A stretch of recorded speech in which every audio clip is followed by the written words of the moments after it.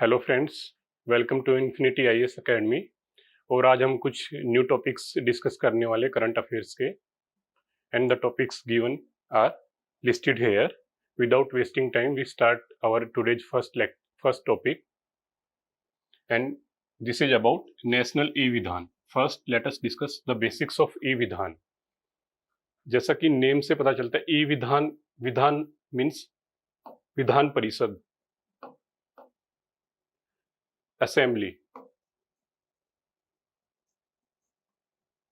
E means ICT, use of information and communication technology. So by combining these two, we can say it is a digital platform. It is a digital platform which brings together all the legislatures of all the states of India. And the second point here to remember is it is implemented by MOPA, Ministry of Parliamentary Affairs, and technical support is given by Ministry of Electronics and Information Technology.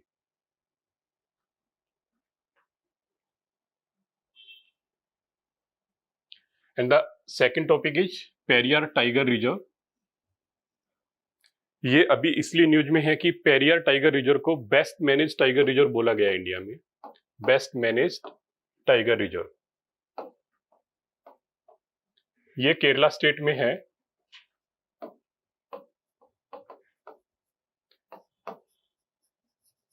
इससे related कुछ specific points याद रखने जरूरी हैं कि ये Idukki and Pathanamthitta, ये इन district में मिलता है।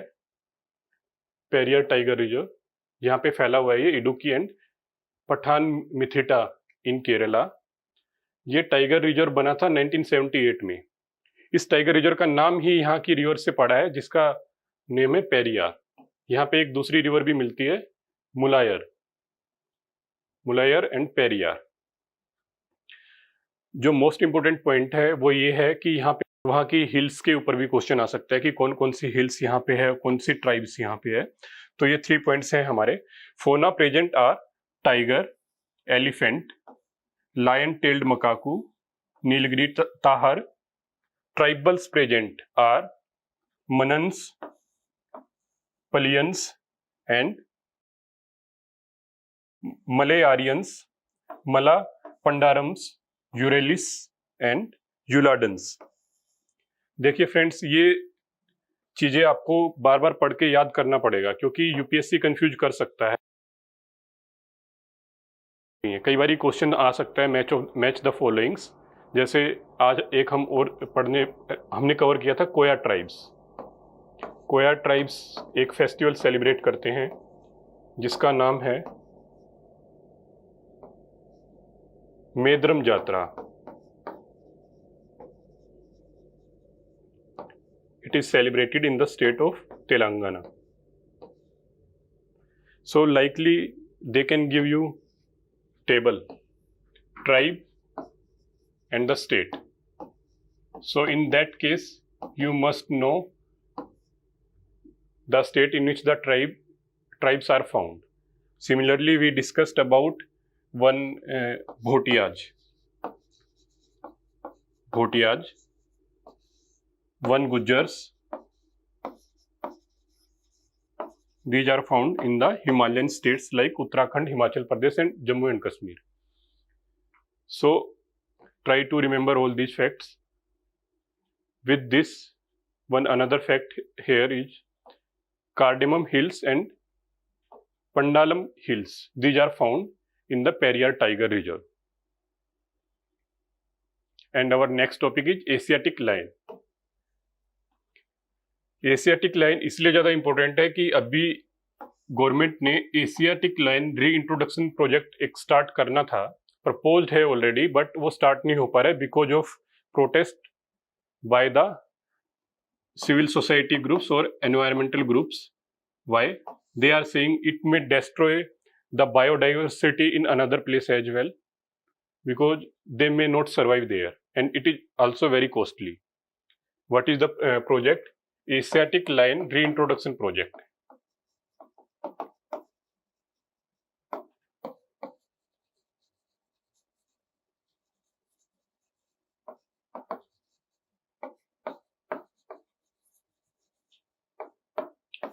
इस प्रोजेक्ट को जानने से पहले हमें एशियाटिक लाइन के बारे में कुछ एक इंफॉर्मेशन जानना बहुत जरूरी है, जैसे कि this is only found in the Gir national park,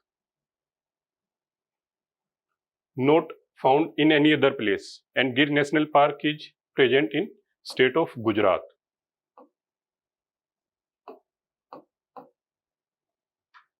It is listed as endangered. These are the categories of the IUCN which states about the danger they are facing. We will discuss all these categories in one separate lecture because it will take the discussion away from the main points. Here you need to remember is these are endangered under the IUCN Red List. Asiatic lions are slightly smaller than the African lions. They are listed under the Appendix 1 of the CITES. This is the Convention for Prohibition of Trade in Endangered Species. All these points we are going to discuss in one lecture. What are the different conventions and different status of the IUCN. This is also mentioned under Schedule 1 of the Wildlife Protection Act 1972. This is the highest protection we can give to any species under our act. Schedule 1 states need of higher protection. It should be given the maximum protection possible. To protect Asiatic lion, Government of India started one program also for the conservation. This is called as Asiatic Lion Conservation Project, launched by Ministry of Environment, Forest and Climate Change for 3 years, starting from 2018 to 2021. With this information, let us move to the Asiatic Lion Reintroduction Project. Under this project, it was envisaged that Asiatic lions need to be transferred from Gir National Park to Kuno Wildlife Sanctuary. Kuno Wildlife Sanctuary.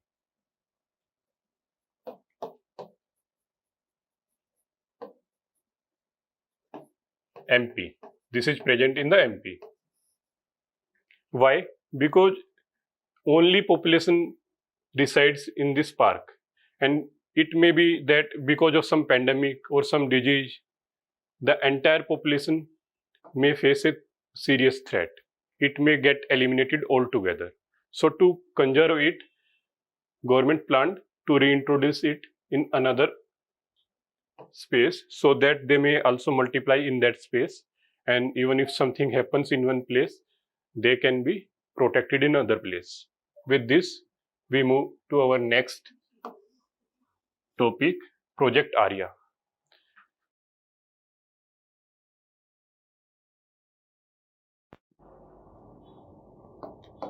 Rural youth in agriculture.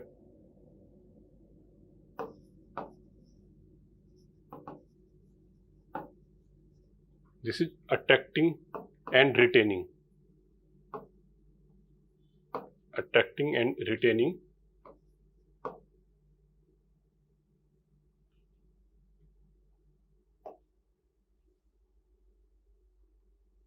Attracting and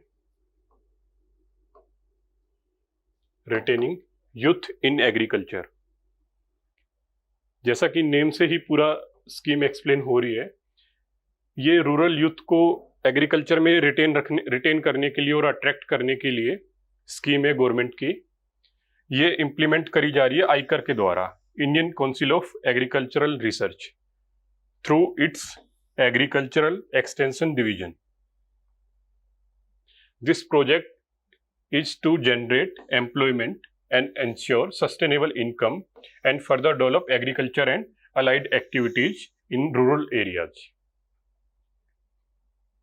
This also provides entrepreneurial skills to the youths. And the next topic is SARAS-3 radio telescope. This is developed by RRI, Raman Research Institute. First, we need to understand what do we mean by radio waves. Radio waves. Radio waves are the longest wavelength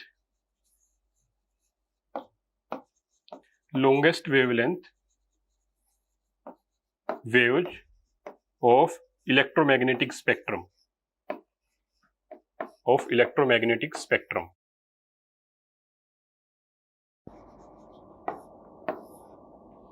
हमारा एक electromagnetic spectrum होता है जिसमें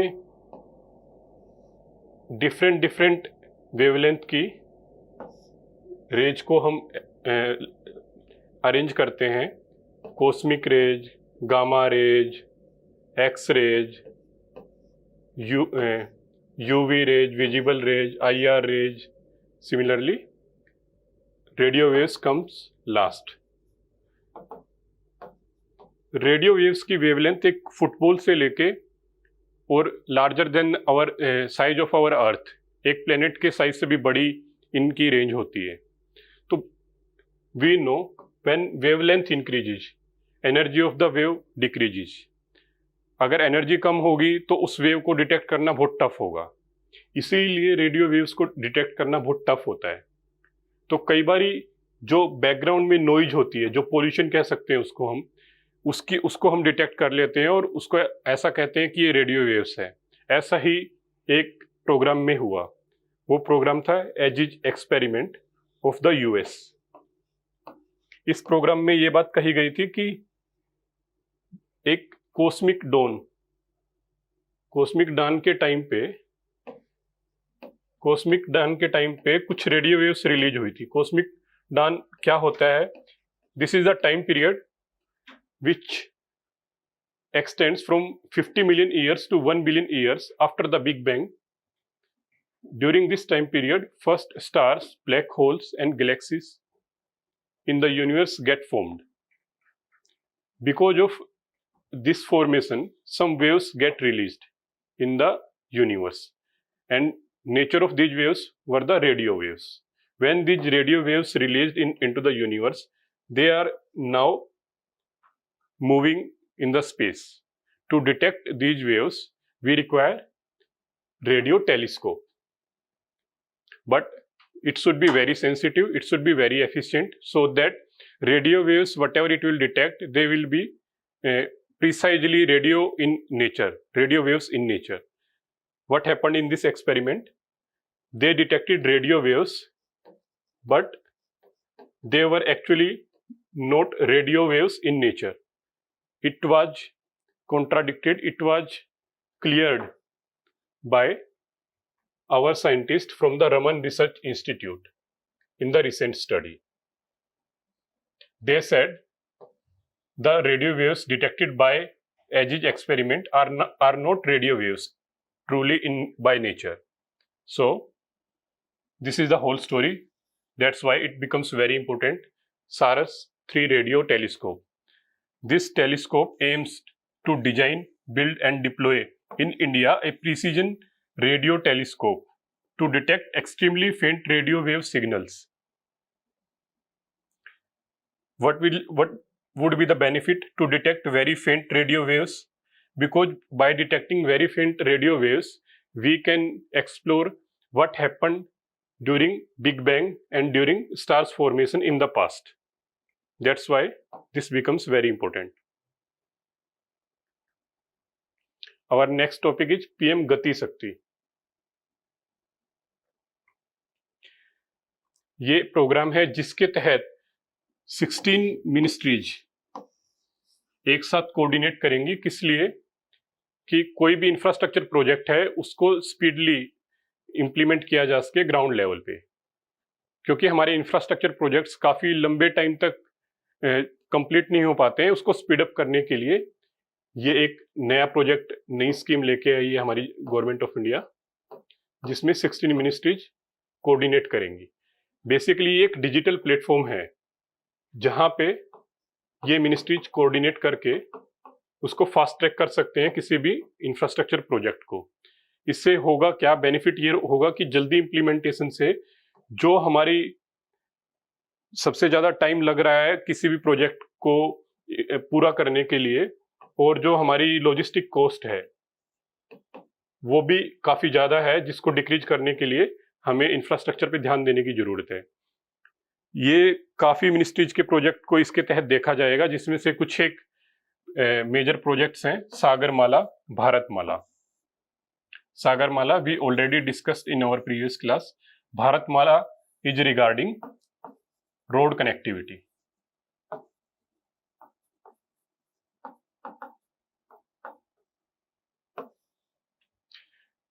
इस program के कुछ pillars हैं: comprehensive, prioritisation, optimisation, synchronisation and analytical. इन सारी चीजों को एनफोर्स किया जाएगा इस प्रोग्राम के तहत, ताकि कोई भी प्रोजेक्ट जल्दी से कंप्लीट हो पाए। ये इसलिए भी जरूरी है, जो हमारे बाकी के प्रोग्राम से जैसे मेक इन इंडिया, उससे उनको भी इस प्रोग्राम में इनडायरेक्टली सपोर्ट किया जा सकता है, क्योंकि वो जल्दी से अगर इंप्लीमेंट होंगे तो मेक इन इंडिया का जो टारगेट है हमारा, वो भी इजी तरीके से पूरा हो पाएगा। The scheme is in synergy with national monetization pipeline. ये गवर्नमेंट की स्कीम है, जिसके तहत जो गवर्नमेंट एसेट्स हैं, गवर्नमेंट एसेट्स की ओनरशिप गवर्नमेंट के पास रहेगी, लेकिन उनके कुछ परसेंट शेयर वो प्राइवेट सेक्टर को दे सकते हैं, या उनको ऑपरेट करने की परमिशन दे सकते हैं for a specific period of time. और उससे जो रेवेन्यू मोबिलाइज होगा उसको गवर्नमेंट न्यू एसेट क्रिएट करने के लिए भी यूज कर सकते हैं, और वेलफेयर स्कीम्स के लिए भी यूज कर सकते हैं। एक तरीके से ये प्राइवेटाइजेशन का सब्स्टिट्यूट या ऑल्टरनेटिव कह सकते हैं। प्राइवेटाइजेशन में होता यह है कि 100% ओनरशिप जो होती है वो प्राइवेट एंटिटी के पास चली जाती है। प्राइवेटाइजेशन के अंदर उसमें जो मैनेजमेंट का कंट्रोल होता है वो भी प्राइवेट एंटिटी के पास चला जाता है। 100% कहना पूरे तरीके से सही नहीं होगा। 50% और मोर देन 51% और मोर देन 51% अगर प्राइवेट एंटिटी के पास चली जाती है उसकी शेयर्स, तो उसको प्राइवेटाइजेशन कहेंगे। और इससे कम है और ओनरशिप हमेशा सरकार के पास है, तो उसको हम मोनेटाइजेशन बोलेंगे। With this next topic is xeno transplantation. It involves the transplantation of non-human tissues or organs into human recipients. Geno means from another species. From another species. It is significant because of organ shortage. Xeno transplantation से जो organs की deficiency है, जो shortage है, उसको overcome किया जा सकता है, लेकिन ये करने के लिए हमें जीन एडिटिंग का सहारा लेना पड़ता है। और इसके साथ में इसका मेन सोर्स जो भी है वो पिग्स, क्योंकि ये ह्यूमन के सबसे ज्यादा क्लोज स्पीसीज मानी गई है। इंटरनल ऑर्गेन्स जो पिग के हैं वो ह्यूमंस में यूज किए जा सकते हैं। That's why xeno transplantation from pig to humans is most successful. And the next topic is Kashmiri carpet. Kashmiri carpet सबसे ज्यादा फेमस है और न्यूज में इसलिए है कि रिसेंटली इनको जीआई टैग दिया गया है। कश्मीरी कारपेट की story dates back to period of Hazrat Mir Syed Ali Hamdani. ये एक सूफी मिस्टिक थे जो पर्सिया से कश्मीर में आए थे, और ये अपने साथ सिल्क रूट से हाईली स्किल्ड आर्टिसंस और नए ट्रेड के लिए कारपेट्स लेके आए थे। इन्होंने यहाँ पे कारपेट मेकिंग को शुरुआत किया था, लेकिन कारपेट मेकिंग अपने एपिटोम पे जन अल अबिदीन के टाइम पे, जिसको बुद्ध शाह के नाम से भी जाना जाता है, पहुंची थी, और ये सारे वर्ल्ड में यहीं से फैली है। Kashmiri carpets are very similar to Iranian carpets. ये नेचुरल है क्योंकि जो मेन टेक्नोलॉजी या मेन पैटर्न था वो पर्सिया से ही ट्रांसफर हुआ था। These are few points important in this topic. Next topic is Sohrai mural. Mural कोई भी पेंटिंग है जो कि फ्रेशली मेड मड वॉल्स पे जो बनाई जाती है, सोहराई पेंटिंग, ये इसलिए न्यूज में है कि 2020 में झारखंड को इस पेंटिंग के लिए जीआई टैग दिया गया है। इसमें कुछ इंपॉर्टेंट पॉइंट्स हैं। ये आर्ट फॉर्म प्रैक्टिस की जाती है वीमेन ऑफ संथल कम्युनिटी। इस आर्ट फॉर्म में रिचुअलिस्टिक आर्ट्स बनाई जाती हैं मड वॉल्स पे। ये बेसिकली हार्वेस्ट सीजन को सेलिब्रेट करने के लिए या कैटल्स को सेलिब्रेट करने के लिए मनाई जाती हैं। इसमें मोनोक्रोमेटिक एक कलर या डिफरेंट कलर्स का यूज किया जाता है। ये नेचुरल पिगमेंट्स को मिक्स करके, मड के साथ मिक्स करके यूज किया जाता है। Thank you friends, with this we end our today's lecture. I hope you got some information from today's lecture. Thank you very much.